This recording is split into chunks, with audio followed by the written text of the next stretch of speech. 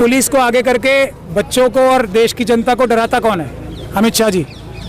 अगर वो ढाल हट जाएगी तो सब मंत्री अपने आप सुधर जाएंगे और आके हाथ जोड़ के अपनी अपनी गलतियां बताएंगे और माफी मांगेंगे और ये कहेंगे कि आगे से नहीं करेंगे। सर क्या कहेंगे?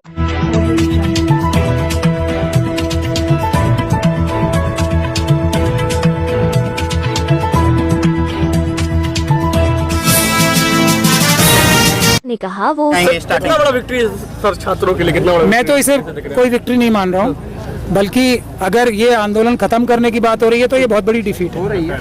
अगर ये बात हो रही है तो ये बहुत बड़ी डिफीट है और बहुत बड़ा धोखा है।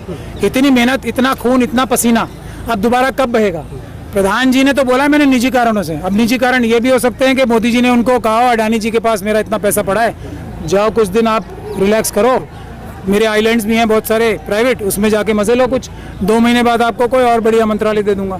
ये निजी वजह क्या होती है? बोले मैंने गलती की थी, चोरी की थी और ये रही हथकड़ियां और मैं अरेस्ट होकर जेल जा रहा हूँ। बोला ये कौन सा प्राइवेट? फिर माफी तो होती नहीं ना, संविधान के हिसाब से माफी नाम की कोई चीज नहीं है। अपराध किया जेल जाना, बिल्कुल सीधी बात है। और अभी परसों जो 2024 के गुनहगार थे, जिनकी जो एक्यूज थे, उनको क्लीन चिट सीबीआई दे रही है।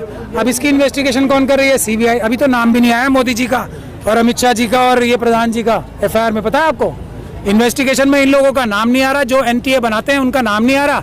एनटीए के कुछ निचले अधिकारियों को अभी ट्रांसफर कर दिया है, उनको और मलाईदार पद अभी मिल चुका होगा। ये आप क्या बेवकूफ थोड़ी बनेगा कोई किसी से? अब आंदोलन जब तक सर हमेशा कहते हैं कि बारे में क्या कहना चाहेंगे आप? सब सुधरेगा, आप लोग यहाँ बैठे रहो, सब लोग यहीं आएंगे और यहीं से आपके सब समस्याओं का निदान होगा। सिर्फ बैठे सर एक इस्तीफा हो गया है। धर्मेंद्र जी ने रिजाइन करा है तो इन्हें अच्छी पोस्ट मिलेगी इनसे?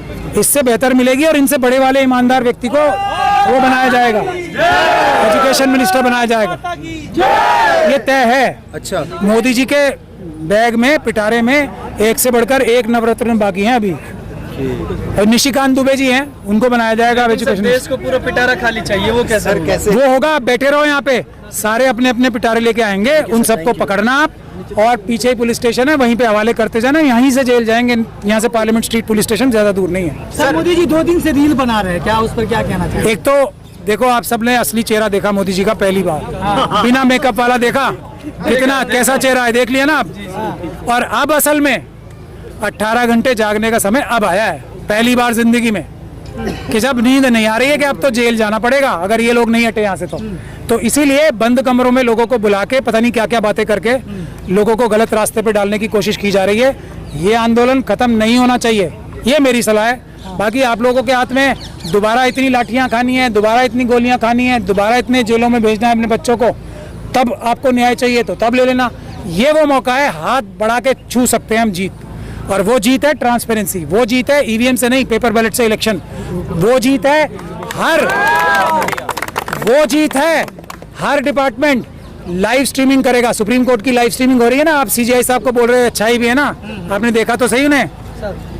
तो हर डिपार्टमेंट लाइव स्ट्रीम करेगा अपना काम, इसमें क्या खराबी है? चोरी करते हैं जो छुपाते हैं, फाइलों में क्या लिखा जा रहा है, चोरी करते हैं जो छुपाते हैं। जब तक ये ट्रांसपेरेंसी नहीं आएगी देश नहीं सुधरेगा, करप्शन रहेगी। तो सर एक इस्तीफे से क्या लग रहा है, सिस्टम सुधर जाएगा या कुछ और? एक इस्तीफे से एक रास्ता मिल जाएगा आरएसएस और बीजेपी, मोदी जी और अमित शाह जी को, कि ऐसे इतने बड़े आंदोलन का भी हम जो है ना गुब्बारे में सुई लगा के फोड़ सकते हैं, उसको खत्म कर सकते हैं, इतने बड़े आंदोलन। पर सर इनका कोई डिमांड अगर उठ गए तो यस। सर सवाल ये है कि व्यवस्था भाजपा के ही मंत्री तो बनेंगे, दूसरा तो बनेंगे नहीं आप। अरे जब भाजपा की सरकार ही चली जाएगी, अभी यहाँ बैठो तो सही, यही मोदी जी आके इस्तीफा देंगे, यही तो बता रहा हूँ मैं आपको। डंडे खिलवाए बच्चों को, छात्रों को, नहीं तो फिर अब 10 साल तक और खाना। अभी 250 लाख करोड़ चुराया है, जब 2,500 लाख करोड़ चुरा लेंगे, जब करना है आंदोलन तो करना पड़ेगा। और ये सिर्फ मोदी जी की बात नहीं है, ध्यान से सुन लो आप मेरे, पहले भी ये काम होते थे, अब सिर्फ ज्यादा हो रहे हैं सिर्फ। और जो कान था ना, जनता का हाथ और प्रधानमंत्री का कान, वो ईवीएम के माध्यम से बिल्कुल हाथ के पहुंच से बाहर पहुंच गया है, इसलिए ये सब खुल के हो रहा है। जो इस तरीके से बिल्कुल कपड़े उतार के बेईमानी जो हो रही है, अगर वो कान और हाथ में दूरी कम जैसे जैसे होगी वैसे वैसे डर आता है।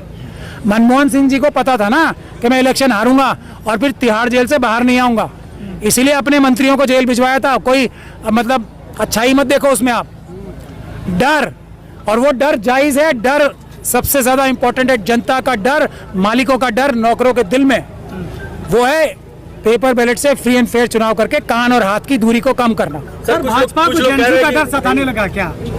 भाजपा से देखो, मैं तो बहुत दिन से आपको बोल रहा हूँ सबको, देश की 95% जनता आरएसएस और बीजेपी के लोगों से, उनके कारनामों की 12 साल के नफरत करती है आज। अब वो गुब्बारा कहीं तो फटना ही था, वो फट गया। अब उसका बहाना आप किसी को बुला लो, वो अकेला बहाना नहीं है। वो इतने सालों की जो बेईमानी, जो जुल्म जो था ना, वो पेंटअप हो रहा था। अब आप किसी एक आदमी को दोष दे रहे हो, वो गलत है, तो वो होना ही था। लेकिन अच्छा ये है कि ये आंदोलन शुरू हो गया।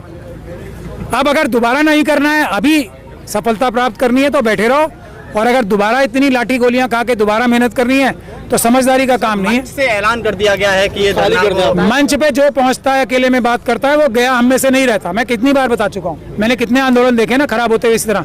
अकेले में, मैं तो पहले से बोल रहा हूं 2 दिन से, अकेले में बात हो रही है। नेता हमारे गए छू।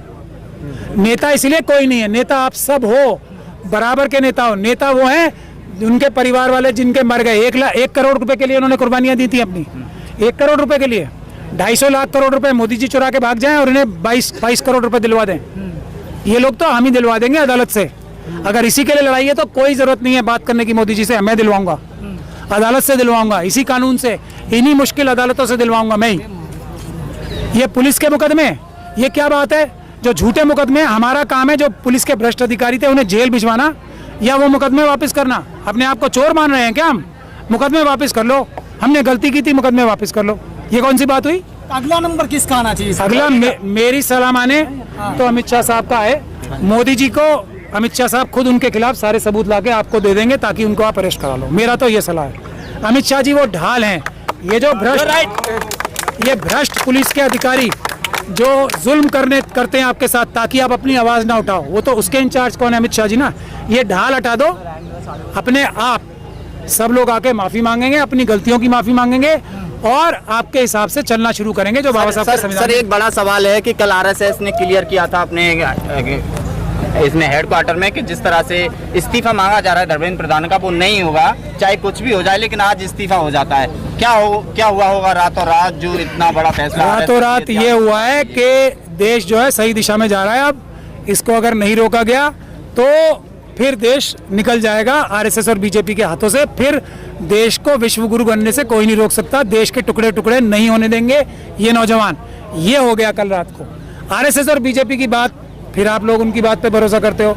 वो जो बोलेंगे, मैं क्या बोलता हूँ शुरू से, उसका उल्टा सही होने के 99.9% ज्यादा चांस होते हैं। जो बोलेंगे उसका उल्टा सही होता है। मुख्य धारा की मीडिया के बारे में क्या कहेंगे इस पूरे आंदोलन? देखो, क्रिमिनल्स के बारे में आप फिर मेरा टाइम वेस्ट करते हो। वो तो इस अमित शाह जी और मोदी जी के गैंग के मेंबर्स हैं, उन्हें तो इनके साथ ही जेल जाना है। एक एक को चुन के, एक एक को, जो टाइयां पहन के बैठे हैं ना बढ़िया बढ़िया, जो जिनकी कैपेसिटी नहीं है इतनी, जो अगर आप लोगों की तरह ईमानदारी से जर्नलिज्म कर ही नहीं सकते थे कभी भी। वो कांग्रेस के टाइम में भी बेईमान थे, आज भी बेईमान है। तब थोड़े कम पैसे मिलते थे, अब थोड़े ज्यादा पैसे मिल रहे हैं, ये फर्क है। बेईमान वो पहले भी थे, बेईमान वो आज भी हैं। अगर बेईमान नहीं होते तो यहाँ होते, और एक व्यक्ति ऐसा नहीं होता जो आरएसएस और बीजेपी की बुराई नहीं करता। देखिए, सत्ता पक्ष के हक में बोलना बहादुरी चाहिए होती है, उसके लिए भी इतना बड़ा बेशर्म होना पड़ता है। कोई शर्म लिहाज नहीं है, वो उतने बड़े बेशर्म है और वो अपराधी हैं, उनको जेल भिजवाया जाएगा। आप ही लोग भिजवाओगे। सर एक आखिरी सवाल कि एक तरफ तो इस्तीफा हो गया है, लेकिन उन लोगों का क्या होगा जिन लोगों ने लाठियां बरसाई थी लड़कियों पे, स्टूडेंटों पे, जिन्हें डिटेन किया गया था, जिन पे केस बनाए गए? वो तो यहाँ की लीडरशिप ने डिमांड ही नहीं रखी ना। उन लोगों को पहले अरेस्ट करो। धर्मेंद्र प्रधान जी को अरेस्ट करने की डिमांड आई कभी आज तक? तो असली डिमांड तो आई नहीं ना। इसलिए मैं कह रहा हूँ जो सफलता है वो अब शुरू हुई है। अगला नंबर किसका है वो तय करो आप। कुछ लोग गडकरी जी का, दूसरा अगला आंदोलन ईवीएम को लेकर होना चाहिए, ईवीएम से नहीं। अगला चुनाव बैलेट पेपर से होना चाहिए। बुनियादी बात ये है, बैलेट पेपर से जैसे ही चुनाव होंगे, ये एक ही आंदोलन बहुत है। प्रधानमंत्री का कान, प्रधानमंत्री जी का कान और जनता का हाथ ईवीएम हटते ही बहुत आसपास हो जाए। पानी बदलने से कुछ नहीं होगा, पूरी बोतल को फेंक दो उठा के। यस यस यस यस, ये है बात।